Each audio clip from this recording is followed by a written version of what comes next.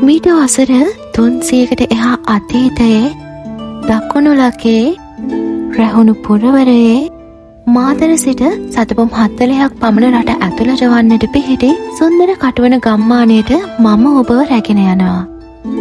අද අපිට දකින්නට ලැබෙන්නේ කරා වැටුණු පවුරු පදනම් වුණත් 1675 වර්ෂයේදී ලන්දේසින් මේ බලකොටුව ඉදි කළේ හරිම සූක්ෂම විදිහට.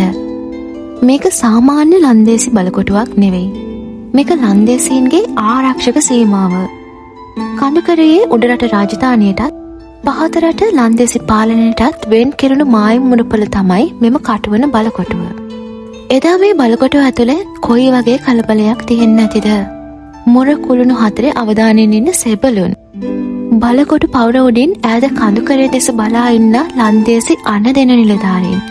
ගබඩා කාමරවල පිරවුණු කුරුඳු පුවක් සහ ඇත්තල. ලන්දේසින් මේ බලකොටුව හැදුවේ මුහුදු බඩ තීරයේ Taman සතු කරගෙන හිටපු කුරුඳු වගාව ආරක්ෂා කරගන්නයි.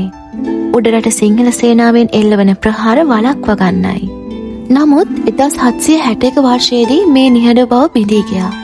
කීර්තිශ්‍රී රාජසිංහ රජුගේ සිංහල සේනාව ප්‍රබල ප්‍රහාරයක් එල්ල කරමින් මෙම බලකොටුව වට කළා. සති කිහිපයක දරුණු සටනකින් පස්සේ ලන්දේසීන්ට පරාජය පාරගෙන පසුබහින සිද්ධ වුණා. සිංහල සේනාව කටුවන බලකොටුව අත්පත් කරගෙන එහි පවුරු පවා පිළ දැමුවේ Tamanගේ විජයග්‍රහණය සනිටුහන් කරන්නයි. අද ඔබ එහි ගියොත් ඔබට දැක ගන්න ලැබෙන්නේ මේ වගේ ලන්දේසි වාස්තු විද්‍යාවට අනුව නිම කළ චතුරස්‍රාකාර පෝරු සහ ආරක්ෂක අගල්. 2007 වර්ෂයේදී පුරාවිද්‍යා දෙපාර්තමේන්තුව විසින් මෙය නැවත ප්‍රතිසංස්කරණය කළ නිසා එදා තිබුණු තේජස අද යම් තාක් දුරකට අත්විඳින්න පුළුවන්. කටුවන බලකොටුව කියන්නේ නිකම්ම ගල් හා මැටි ගොඩක් නෙවෙයි. ඒක අපේ රටේ අභිමානයත් විදේශීය ආක්‍රමණ හමුවේ නොසලී හිටපු හැටිත් කියාපාන නිහඬ සාක්ෂිකරුවෙක්.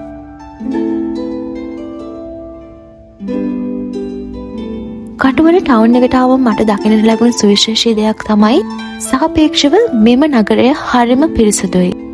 මම දැකපු නගරවලින් පිරිසිදුම නගරයක් කියලා අනිවාර්යයෙන්ම කියන්න පුළුවන්. මට මෙහි මුණ ගැසුණු මිනිසුන් ඉතාමත් ප්‍රියමනාප අතර කථනයට හරිම දක්ෂයි. ඉතාමත් ආදරණීය ලෙස ඔබ පිළිගනීවේ.